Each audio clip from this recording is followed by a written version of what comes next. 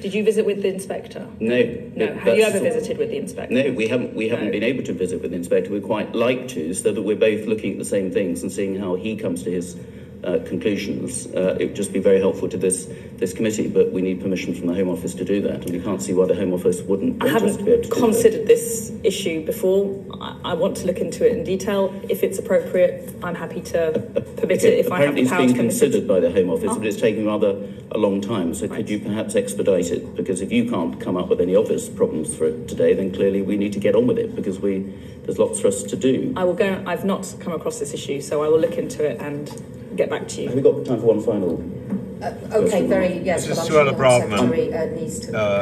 I'm just worried that unprepared. Ms Watson hasn't had an opportunity to contribute. This is what happened last time. And she is the director for policing. So why are there 6 police forces in the engage process at the most extreme form of monitoring? Well, I will start off, and Rachel, you might. The opportunity to hear from one of your colleagues rather than you have to do all the work, Home Secretary. I'm giving you a breather. I would like to start, because I am the responsible minister, so it is my responsibility. I mean, the inspectorate is the chief inspector is someone whose work I value greatly. We have a good relationship, and his recent report last week puts down some real challenges for policing as a whole.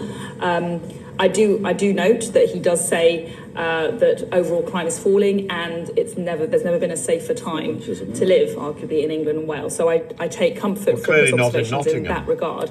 But you're right, there are several forces which are in the engage process.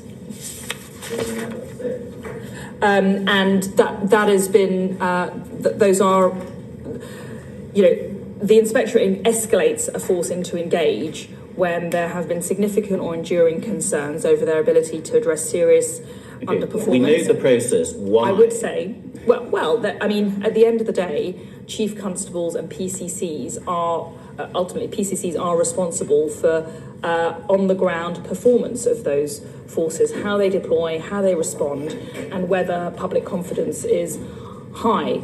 We need to ensure that those forces once they're in engage, they are presented with an improvement plan, and there's a considerable level of oversight, accountability and challenge that's injected into those forces. What I am encouraged by is that system does work, and we've seen forces go into engage and then come out of engage. Greater Manchester Police is a great example of one such force which was put into special measures, a new chief was appointed, and there was a real and quite dramatic turnaround. I believe we can see that, and from my updates from the Chief Inspector, he has some grounds for optimism about some of these forces coming out of engage in the not too distant future. Okay, Rachel, I'm very conscious of time, so if you could agree. I'll be very brief.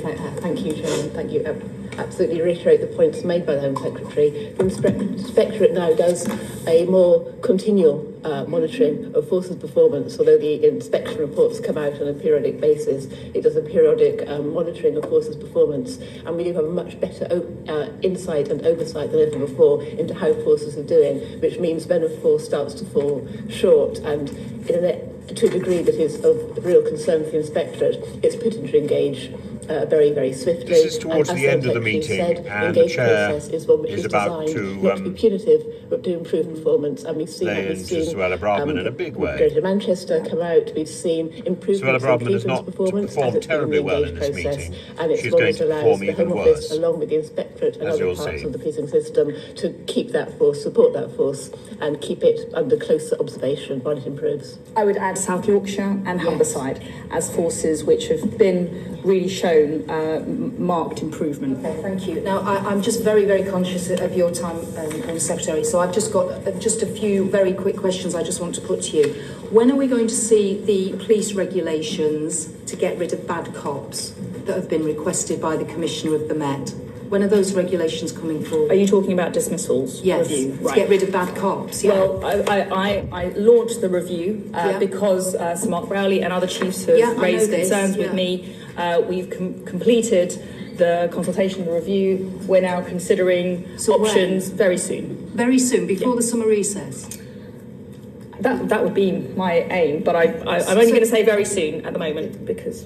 Anything you want to say? I think we'll be in a position to make an announcement. Of course, the announcement of what exactly that would, what the measures will look like, and then regulations would have to follow. There's, of course, as you know, a process for agreeing. I'm just trying to work out when regulations. you're going to make an announcement to Parliament about what you're going to do about this. So Very is it soon. going to, it's not going to be before the summer? Yeah.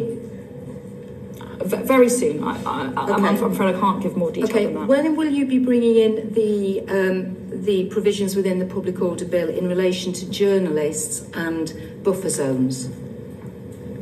I believe the provision relating to journalists is going to be on the 2nd of July. Right. Buffer zones is going to take a little bit longer. I don't have a precise date to hand for that, but we will certainly let you know. Could you write to me about that Absolutely. and explain why it's taking longer?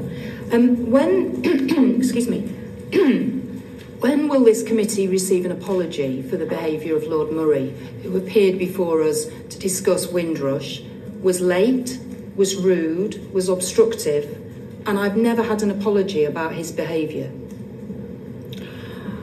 That's the first I've heard of it. Well, I wrote to you about it, and I made it very clear that his behaviour was unacceptable. And I've not had a response to my particular concerns. When did you write? What's the date of your letter? I can send you the letter again, but Yes, I wrote please. and specifically raised his behaviour with this committee.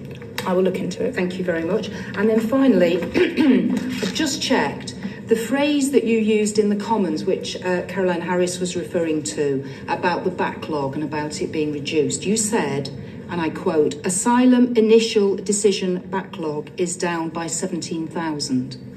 So the Home Office definition of asylum initial backlog is total backlog, including legacy and flow. So I think you just need to reflect on what you said to the House of Commons. You're also kind of picking and choosing. If you I'm not, if you I'm complete the whole quoting. of that phrase and that sentence, I refer to the legacy within that same sentence in my statement. Well, I'm I am, quoting. and I'm making it clear if there's any doubt, at all times, I have been referring to, as the Prime Minister has, to the pre-28th of June 2022 initial decision backlog of legacy cases, Well, also known as the legacy I've just checked the backlog. quote. That is what I have been referring to.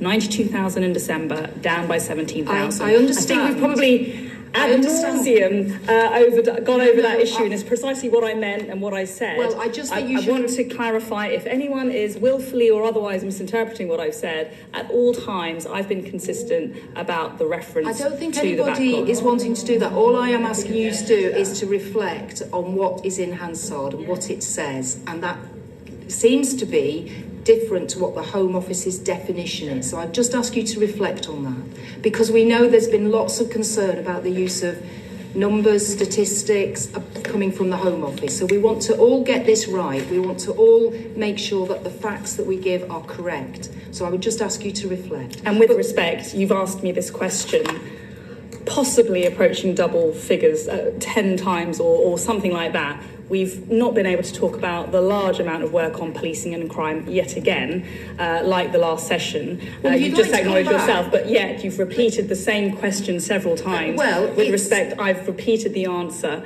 and I think that actually, Right, you know, okay. I've made the point. Okay, Home There's not Secretary. much more I can say. I think with the greatest respect, it is down to this committee to choose the questions we wish to course, ask you. of We are course. very grateful for your time today, and you've spent more than the 2 hours that you'd allocated. So we're very grateful for that. You're absolutely right. We haven't been able to cover many issues that we would like to explore with you. So this is an open invitation. If you'd like to come back, we would very happily have a session with you on policing alone, because since you came last time in November, we've had the Dame Louise Casey report, we've had the David Carrott case, which was shocking. Unfortunately, And- you haven't asked me many questions on those very no, serious but issues. we would very much like to ask you. So if you'd like to come back, we can make arrangements to sit specially to have a session with you.